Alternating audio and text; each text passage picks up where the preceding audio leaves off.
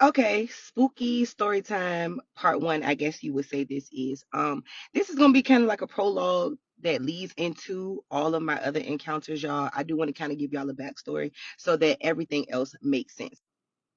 So when I was about 4 years old, I lived in South Carolina with my mother and one of my brothers. This was when it was just us two, me and my brother and my mom, and we lived there with his dad.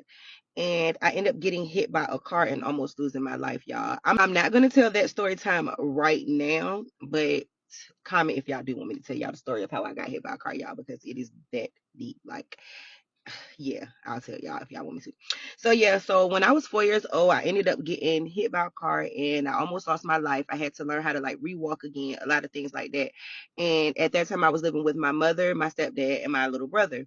And my grandparents had custody of me. They lived in Virginia. So they came to South Carolina to get me. And I ended up living with them from then forward. So that was the start of the beginning of me like being able to see spirits and feel spirits, y'all. It was, I guess it was because I almost lost my life. And I did not think about that until I decided to tell these stories, and I'm like writing everything down and I'm looking at the order of it and I'm just like, oh wow, now this makes sense. This makes sense. And so it's like the start of me being able to sense, feel, and see spiritual energy. So immediately after I got hit by a car and I moved with my grandparents, I ended up having these three imaginary friends, y'all. Imaginary friends. And hear me out when I say imaginary, because I want y'all to understand that as I'm telling y'all these things and I'm thinking about these things and I'm writing down notes, all of this is coming full circle. So y'all, these imaginary friends that I had three of them. And when I tell y'all that I can still see exactly how they look, like clearly to this day, two girls, one boy. The boy name was TJ. He was like teenage. Man, y'all, I'm still young. I'm like 4, 5, 6. You know what I'm saying? I had these imaginary friends for a couple of years. So I'm like between 4 and like 6, 7, okay? And TJ, he was like a teenager, right? And then I had one named Shanita. Shanita was close to TJ's age. They were like, they had some type of relation, but not like boyfriend and girlfriend, because I remember I used to always say that TJ was my boyfriend. Mind y'all, he was a teenager and I was a child. Okay? Just keep these things in mind, because if y'all know what they mean, y'all tell me. So, okay, and then I had one with the weirdest name, y'all. The other one's name was Mishi Mishi Mob. Don't know where that came from. I tried to Google it. I tried to search it up. Like, y'all, I don't know where that name came from. But still to this day, my family talks about my imaginary friends. They talk about how I used to scare them talking to these imaginary people who were not imaginary at all, y'all. I have to say that. Like, they were never imaginary to me. Like, I still can see exactly how they look and how they sound to this day. I don't ever think they were imaginary, and I don't think that they were ghosts. I really feel like they was a part of like my past lives. I'm just saying like that. I feel like they were a part of my past life, and I say that because a part of me feels like they were me in my past life. We had like a very strong connection. And I want to say that Mishi Mishi Mob, she was a lot older. She was more so like a great aunt figure, if y'all get what I'm saying. Like, not an aunt, but like a great aunt. Like, she was older, like auntie vibes, but like great aunt vibes, if you get what I'm saying. Like, not my mama's sister, but like my mama's aunt, you get what I'm saying, or whatever. And she was like the boss. She was the leader. I'll say it like that. But I never ever had a scary encounter with any of them. Like, there was never anything scary, anything. They were just like my protectors and whatever I created in my mind to have somebody to play with, because at that time I was the only child in the household full of adults. So yeah. I also like to talk about the day that my imaginary friends left, because, and this is why I say they weren't imaginary, because they did not all leave at the same time. I feel like if they were imaginary, they would have left me all at the same time, but they all disappeared or left me gradually over time. It started with TJ. He left first.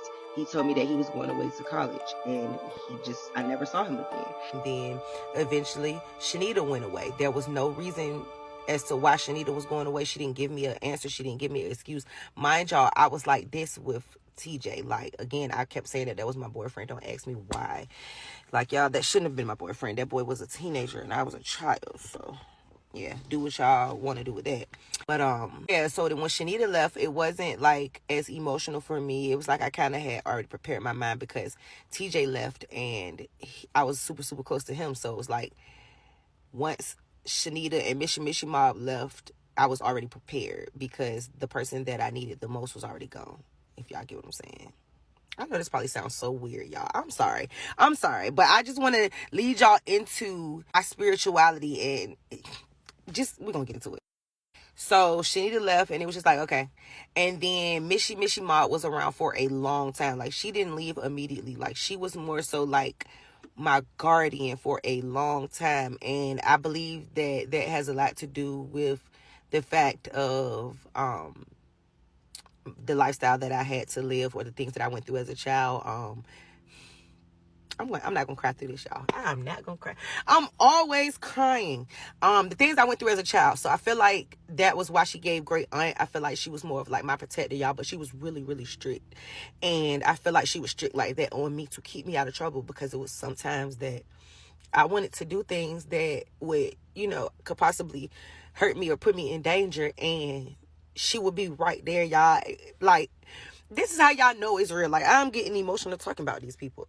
Like, and they were imaginary friends, but this was really real to me. It was really, really real to me. So, she was really like a protector. She tried to keep me out of a lot of things, being a like mischievous child, or wanting to get into things that I shouldn't, right? So I'm so sorry, y'all, but that's why I say that Mishy Mom was like a great aunt figure, because she was like my protector. She would keep me away from a lot of danger. Like I said, I think it has a lot to do with the things that I went through growing up as a child, but we'll talk about that later. So time is almost about to run out, so I'm gonna tell y'all this part of the story real quick, and then we're gonna get to the good stuff in the next videos. So, okay, we're gonna skip over like the time when Mishy Mob left, because I don't even remember like that. I kind of always felt like she was still there in some form or whatever. So I'm gonna talk about like the fact that my family still jokes me, and not really jokes me, but talks about this scenario still to this day. Like, nobody forgot me having these imaginary friends. Everybody in my family, like, Thanksgiving when we sit at the table, holidays when we sit at the table, they bring this up, because I am the grandchild that is closest to my grandparents. So I have a lot more memories than a lot of my other siblings, and y'all get what I'm saying. So when I was little, my granddad was a photographer, and y'all know that's where I get my artistry from. That's where I love drawing, painting, all of that. And photography, pictures. My granddad was a photographer. So in his room, in his closet, he had like plenty cameras and camera rolls and film at the top of his closet. Another thing that he always collected was like, y'all remember like back in the day where they had like those penny rolls that you put the pennies in, and the dimes and the nickels, the little paper ones, and you stack them up and you save them. To this day, my granddad still has those in my grandma's house. Even though he's passed away, we still have them. So I would go into my granddad's closet with my imaginary friends, and I would be in there for hours and hours, and so much time would pass that I wouldn't even realize that time had passed. Literally, like I wouldn't even realize it. And my family would come looking for me, and I would be in that closet, y'all, and I would not hear a thing. They would be yelling and screaming my name, and it was like I was in a totally different house. I never heard them calling me or anything like that. And then they would come to the closet, and they would hear whispering, and they would get there, and I would scare the living daylights out of them, y'all, because they'll be like, "You didn't hear us calling you?" And I'm like, "No." Like, so much time would go past, y'all. Like, and I would be in this closet for hours, not even realizing that it was morning when I went in there, and now it's dinner time, and they calling me to come eat dinner.